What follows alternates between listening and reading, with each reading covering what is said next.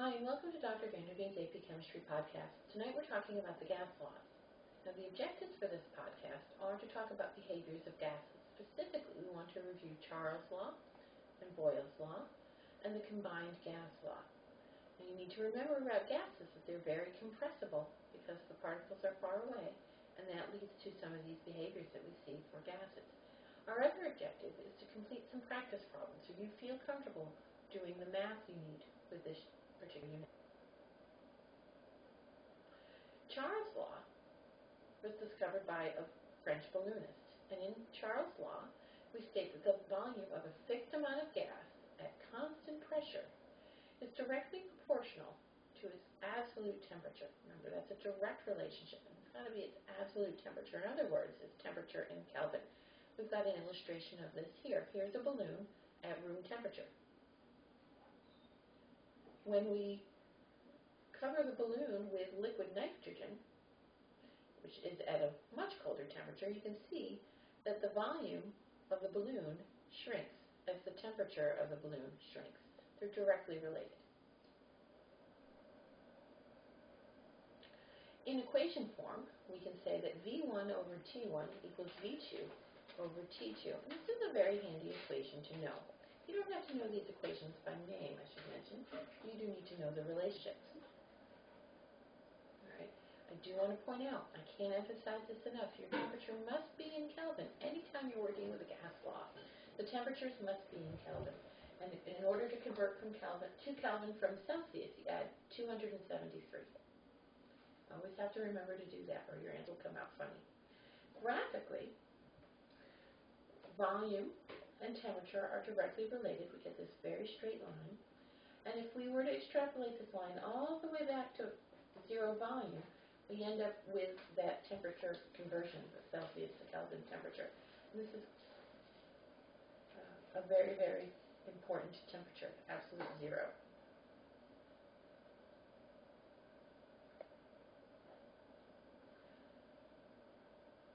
The next gas law I want to talk about is Boyle's Law, after Robert Boyle. And Robert Boyle did some studies on pressure-volume relationships with gases. So we see here in the piston, we have a sample of gas at an initial pressure and an initial volume. Well, if we decrease the volume, the pressure is going to go up because there are a lot more collisions of the gas molecules with the surface. And so the pressure will increase. So Boyle's Law in words says for a fixed sample of gas at a constant temperature, so we're not changing the temperature, says that pressure and volume are inversely related. And that's the same sort of thing we saw in the picture. In equation form, we can write that P1V1 equals P2V2. Again, a handy expression to know. The important thing to remember is that they are inversely related. Graphically, if we plot volume versus pressure, we see this inverse relationship.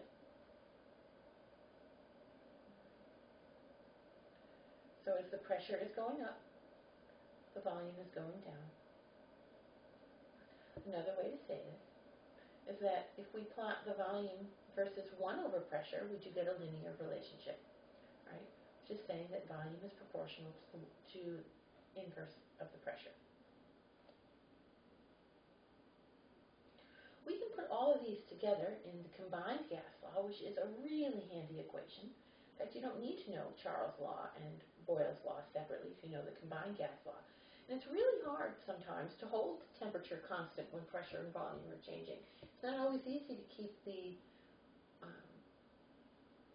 pressure constant if volume and temperature are changing. Many times all three variables change. And so the combined gas law allows us to work with these situations. I would definitely know this equation. It's on your green sheet. Easiest way to do a lot of these gas law problems. Now I do want to mention Avogadros Law because it fits nicely in here with our discussion. All right. We can talk about the law of combining volumes. If we're not changing our temperature or pressure, the volume of gases that react with each other can be given by ratios of small whole numbers. Basically, can be given by the coefficients. All right. So, for example, 2 volumes of hydrogen will react with 1 volume of oxygen to give 2 volumes of water vapor. But that's all stoichiometry. Another way to think about this is called Avogadros Hypothesis. And Avogadros stated that equal volumes of gases at the same temperature and pressure contain equal numbers of particles. This is a really important relationship to know. You should definitely know this. So, for example, if I have 22.4 liters of helium and nitrogen and methane, and they're at the same temperature and pressure, I have different masses. I have different grams of each gas. But for each of these, I have the same number of particles, whether those particles be atoms or molecules. All right. Now, the basic strategy whenever you're doing any math-based problem is to start by listing what you know, identify what you're given, right? Know what you're solving for, think about what formula you might use. All right. Make sure for your gases that your temperature's in Kelvin, very important. Another thing to watch for, milliliters versus liters. Just watch your units, be careful there. You don't want to make silly mistakes. Then you go and set up the problem once you know what formula you want to use. I tend to rearrange my formula before I substitute. That's what works best for me and for most of my students, so I strongly encourage that. And finally, get out your calculator, do the math, and check your answer. Is it reasonable? Does it make sense? Do you have the correct units? Do you have sig figs? And this really goes into any problem that you want to change that. So let's go ahead and look at some gas law problems that we can solve with what we've talked about in this podcast. A sample of oxygen gas at 2.66 atmospheres occupies a volume of 11.6 liters. If the pressure is increased to 3.2 atmospheres, what's the new volume of the gas? Well, let's start by listing what we know. We have an initial pressure, I'll call it P1, of 2.66 atmospheres. That gas at that initial pressure has a volume of 11.6 liters, so I'll call that V1. I'm going to change the pressure to 3.2 atmospheres, but I don't know the new volume of the gas. That's my unknown. Now, if I look at this problem, you can see that the pressure increased. My only variables are pressure and volume. So when the pressure increases, the volume decreases. So I would expect my new answer to be smaller than 11.6 liters. All right, so let's start with the equation. P1V1 equals P2V2. I'm doing it with Boyles Law because that's all I need, but you could do the combined gas law here as well. And remember that your temperature is constant. We are making that assumption, by the way. It doesn't say it in the problem, but we are assuming that the temperature is constant. All right, well, we're solving for V2. So if I isolate the variable V2, that's equal to P1 times V1 over P2. I always like to rearrange first. And then I can just substitute. So 2.66 atmospheres times 11.6 liters. And I'm going to divide by my new pressure, which is 3.2 atmospheres. When I do that, we see that the units of atmosphere cancel out, leaving me with pressure units, or volume units, excuse me. So that makes sense since I'm solving for volume. I want units of liters. And when I do the math out, I get an answer of 9.6 liters. I'm only allowed 2 sig figs because P2 had 2 sig figs, and so this is my final answer. And that makes sense as well because we predicted that the volume would get smaller when the pressure increased, so that seems reasonable. Let's go on and look at the second problem. A sample of helium at 33 degrees Celsius and 0.97 atmospheres occupies a volume of 5.78 liters. What volume will the helium occupy at 24 degrees Celsius and 1.62 atmospheres? Well, this is a little more involved. I have more variables here.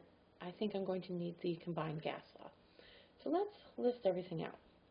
T1, the initial temperature was 33 degrees Celsius. but I can't leave it in Celsius. I have to always remember to convert to Kelvin. So 33 plus 273 comes out to 306 Kelvin. And then the initial pressure was 0.97 atmospheres, and V1 was 5.78 liters. Okay. And then we're given a final temperature of 24 degrees Celsius. So the temperature has dropped. We have to convert it to Kelvin. So that would be 297 Kelvin dropped. And the pressure has increased. Now you'll notice here my units for pressure are both atmospheres, so I don't have to worry about any conversions there. That certainly simplifies things. And we're solving again for the final volume.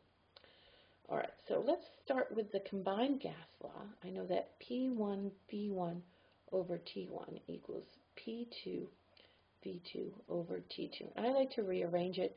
I'm solving for V2. So I know that V2 is going to end up being equal to V1 times P1 times T2 over T1 over P2.